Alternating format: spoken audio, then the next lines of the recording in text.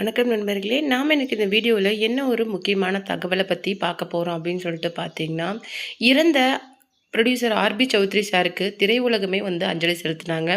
அது மட்டும் கிடையாது, முக்கியமான நிறைய பொலிட்டீஷியன்ஸ் வந்து அவருடைய உடலுக்கு அஞ்சலி செலுத்தினாங்க. வருங்கால சிஎம் ஆன விஜய் அவர்கள் வந்து அவருடைய உடலை பார்த்து கண்ணீர் அஞ்சலி செலுத்துறது மட்டும் இல்லாமல் அவருடைய மகனான ஜீவாவுக்கு ஆறுதல் தெரிவிச்சிட்டும் போனார். அவருடைய இறப்பு அப்படிங்கிறது திரையுலகில் ஒரு தவிர்க்க முடியாத ஒன்றாக இருக்குது.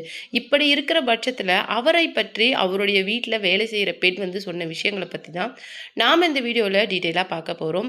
வீடியோக்குள்ளே போகிறதுக்கு முன்னாடி நீங்கள் நம்ம சேனலுக்கு புதியவராக இருந்தால் மறக்காமல் சிபி ட்ரெண்டிங்கை சப்ஸ்கிரைப் பண்ணி ஃபாலோ பண்ணிக்கோங்க. வாங்க வீடியோக்குள்ளே போகலாம்.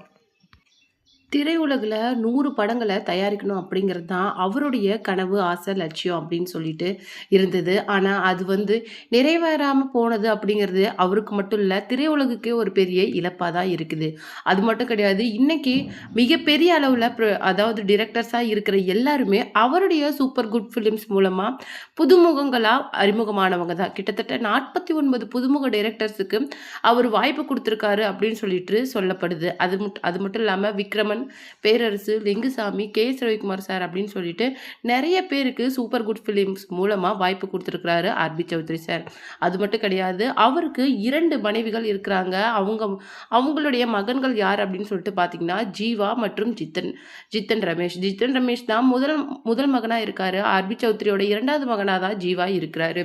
ஜீவா வந்து அவருடைய சூப்பர் குட் ஃபிலிம்ஸ் மூலமாக தயாரித்த நிறைய படங்கள் மூலமாக தான் அவர் வந்து இன்னைக்கு இண்டஸ்ட்ரியில் ஒரு பெரிய ஹீரோவாக இருக்கிறாரு. அது மட்டும் கிடையாது, டைரக்டர் விக்ரமன் சார் வந்து ஆர்பி சௌத்ரி சாரை பற்றி என்ன ஒரு உருக்கமான ஒரு பதிவை சொல்லியிருக்காரு அப்படின்னு சொல்லிட்டு பார்த்தீங்கன்னா, உண்மையிலேயே வந்து எனக்கு ரொம்ப கஷ்டமாக இருக்குது. இந்த இழப்பை நான் எப்படி ஈடுகட்ட போகிறேன் அப்படின்னு சொல்லிட்டு எனக்கு தெரியவே கிடையாது. என்னுடைய ஒரு கடவுள் அப்படின்னே சொல்லலாம் ஆர்பி சௌத்ரி சாரை. ஏன்னா நான் இந்த திரையுலகுக்கு ஒரு பச்சிளம் குழந்தையாக வரும்போது எனக்கு வாய்ப்பு கொடுத்த ஒரு கடவுள் அப்படின்னே சொல்லலாம். அவருடைய படங்கள் மூலமாக இன்னைக்கு திரையுலகில் எத்தனையோ டைரக்டர்ஸ் வந்து உருவாகிருக்கிறாங்க. அதில் நானும் ஒருத்தன் அப்படின்னு நினைக்கும் போது எனக்கு ரொம்பவும் பெருமையாக இருக்குது. அவர் மாதிரி ஒரு நல்ல உள்ளம் புதுமுகங்களுக்கு வாய்ப்பு கொடுக்கணும் அப்படிங்கிற அந்த விஷயம் அப்படிங்கிறது அவ்வளோ சீக்கிரம் யாருக்குமே வராது. ஆனால் ஆர்பி சௌத்ரி சார் வந்து திரையுலகோட ஒரு தவிர்க்க முடியாத ப்ரொடியூசர் அப்படின்னே சொல்லலாம். இன்னைக்கு இருக்கிற ப்ரொடியூசருங்களுக்கு வராத அந்த மனசு கூட அந்த காலத்திலேயே ஆர்பி சௌத்ரி சாருக்கு வந்துக்குது. எனக்கு தெரிஞ்சு அவர் கிட்டத்தட்ட 40க்கும் மேற்பட்ட புதுமுக டைரக்டர்ஸுக்கு வாய்ப்பு கொடுத்து எந்த ஒரு தயக்கமும் இல்லாத நிறைய படங்களை அவர் ப்ரொடியூஸ் பண்ணியிருக்காரு. அவர் வந்து இழப்பை பற்றியோ இல்லை அந்த படம் நஷ்டமாகிறத பற்றியோ கவலைப்பட கிடையாது. திரையுலகில் நிறைய பேருக்கு இதன் மூலமாக வேலை கிடைக்கும்.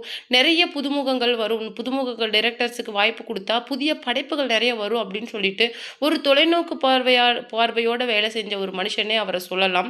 அது மட்டும் கிடையாது, இன்னைக்கு ஒரு தவிர்க்க முடியாத ஒரு சகாப்தம் இன்னைக்கு முடிஞ்சிருச்சுன்னு நினைக்கும் போது எனக்கு ரொம்ப கஷ்டமாக இருக்குது. முன்ன இந்த பதிவை நான் ரெக்கார்ட் பண்ண ஆரம்பிக்கும் போது என்னால் கனத்த இதயத்தோடு இந்த விஷயத்தை பண்ண முடியல. மிகுந்த ஒரு நீண்ட போராட்டத்துக்கு அப்புறம் தான் நான் இந்த வீடியோ பதிவே வெளியிட்டிருக்கேன் அப்படின்னு சொல்லிட்டு ரொம்ப உருக்கமான விஷயங்கள் ஆர்பி சௌத்ரி சாரை பற்றி விக்ரமன் சார் பேசியிருக்காங்க. அது மட்டும் கிடையாது, மற்ற நிறைய பொலிட்டீஷியன்ஸாக இருக்கட்டும், இல்லை நிறைய சிங்கர் செலிபிரிட்டிஸாக இருக்கட்டும், இல்லை இன்னைக்கு இருக்கிற அந்த நிறைய பழமையான டைரக்டர்ஸாக இருக்கட்டும், அவருடைய உடலுக்கு அஞ்சலி செலுத்திட்டு தான் வராங்க. அது மட்டும் கிடையாது, ஜித்தன் ரமேஷும் சரி, ஜீவாவும் சரி, அவருடைய 2 மகன்களுமே அவருடைய இந்த இழப்பை ஈடுகட்ட முடியாத அளவுக்கு பெரிய துயரத்தில் இருக்காங்க. அதுவும் ஜீவா சார் வந்து அந்த அன்னைக்கு ரிசல்ட் வெளியான அன்னைக்கு தாவேக தலைவர் விஜய்க்கு வாழ்த்துக்கள் தெரிவிக்கும் போதே ரொம்ப கஷ்டமாக இருக்குதுன்னா என்னால் அழுகையை அடக்க முடியல, ரொம்ப சந்தோஷமாக இருக்குது அப்படிங்கிற மாதிரி சொல்லியிருந்தாரு. அந்த அன்னைக்கே இந்த மாதிரி ஒரு துயர சம்பவம் நடந்தது. ஜீவாவால் அதை தாங்கிக்க முடியல. தன்னுடைய அப்பா வந்து கிட்டத்தட்ட இங்கேருந்து ராஜஸ்தானுக்கு ஒரு முக்கியமான வேலையாக போயிட்டு அங்கேருந்து திரும்பும்போது ராஜஸ்தான் பக்கத்தில் தான் இந்த துயர சம்பவமே நடந்திருக்கு. அப்போவே அங்கே இருக்கிறவங்க வந்து அவரை பக்கத்தில் இருக்கிற மருத்துவமனையில் அனுபவிக்கும் போதும் அவருடைய உடலை காப்பாற்ற முடியலை அப்படிங்கிற மாதிரி தான் அந்த சோக கதை வந்து நடந்திருக்கு.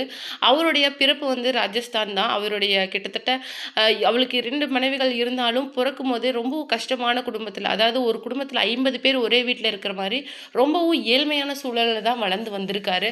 அப்படி இருந்ததுனாலையோ என்னமோ அவர் வந்து நிறைய கஷ்டப்படுறவங்களுக்கு உதவி பண்ணி 100 படங்கள் எடுக்கணும் அப்படிங்கிறத ஒவ்வொருத்தருக்கிட்டே சொல்லுவாராம். அதோடைய கனவு லட்சியம் அப்படின்னே சொல்லப்படுது.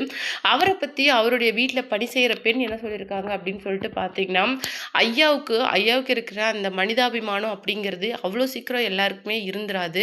மனிதாபிமானத்தோட கடவுள்னே அவர சொல்லலாம். நாங்கலாம் ஒரு வீட்டு வேலைக்காரங்க மாரியே நடத்த மாட்டாரு.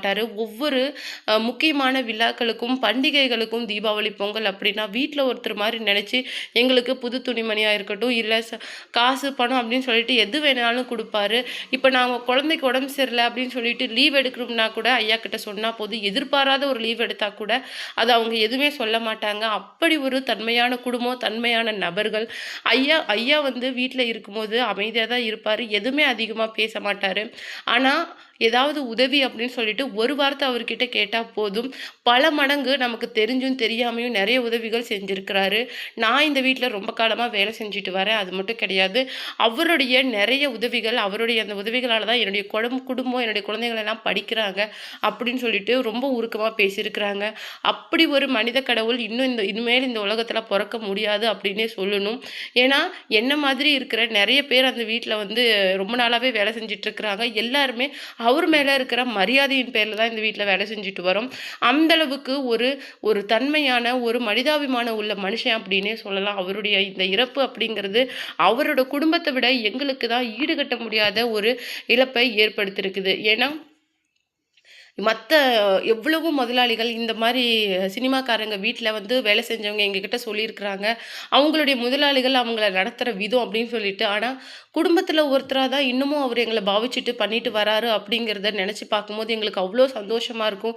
எங்க வீட்ல ஏதாவது ஒரு கஷ்டம், ஏதாவது எங்களுக்கு ஒரு முக்கியமான தேவை அப்படின்னு ஐயாகிட்ட எந்த நேரத்தில வந்து ஓடி வந்து கேட்டாலும் உதவி செய்வாரு. அப்பேற்பட்ட மனுஷன்.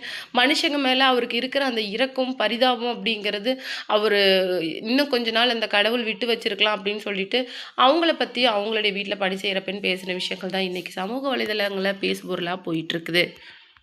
இது ஒரு புறம் இருக்க, சின்ன திரையில நெறைய செலிபிரிட்டீஸா இருக்கிற நெறைய பேரு, இன்னைக்கு விஜயோட இந்த சிஎம் பதவியேற்பு விழா தள்ளி போனத பத்தி பேசிட்டு வராங்க.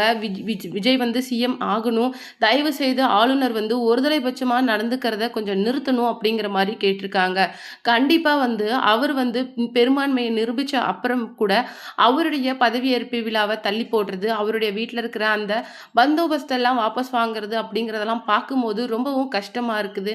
ஜனநாயகம் அப்படின்னு ஒண்ணு இருக்குது. அத சீக்கிரம் சாகடிச்சுடாதீங்க அப்படின்னு சொல்லிட்டு, சின்ன திரை செலிபிரிட்டீஸா இருக்கிற நெறைய பேர் வந்து இந்த விஷயத்துக்காக ஆதரவு குரல் குடுத்து பேசிட்டு இருக்காங்க. அது மட்டும் கிடையாது, வெள்ளித்திரையில இருக்கிற நெறைய ஆக்டர்ஸும் இந்த விஷயத்துக்காக குரல் குடுத்து பேச ஆரம்பிச்சிருக்கிறாங்க. எல்லாருமே தலைவர் விஜயோட அந்த பதவியேற்பு விழாவ ரொம்பவும் ஆவலா எதிர்நோக்கிட்டு இருக்கிறாங்க. அதுக்கு ஏதாவது பிரச்சனை அப்படிங்கும்போது, பிரச்சனை வேற விதமா போயிடும் அப்படிங்கிறதையும் கண்டிப்பா வந்து இப்போ இருக்கிற அரசு புரிஞ்சுக்கணும் அப்படிங்கிறத பத்தியும் ரொம்பவும் மறைமுகமா தெரிவிச்சுட்டு வராங்க. இத பத்தி நீங்க என்ன நினைக்கிறீங்க? உங்களுக்கு விஜய் சிஎம்மா ஆகுறத பத்தி உங்களுடைய கருத்த மறக்காம நம்ம கமெண்ட் பாக்ஸ்ல குடுத்துருங்க.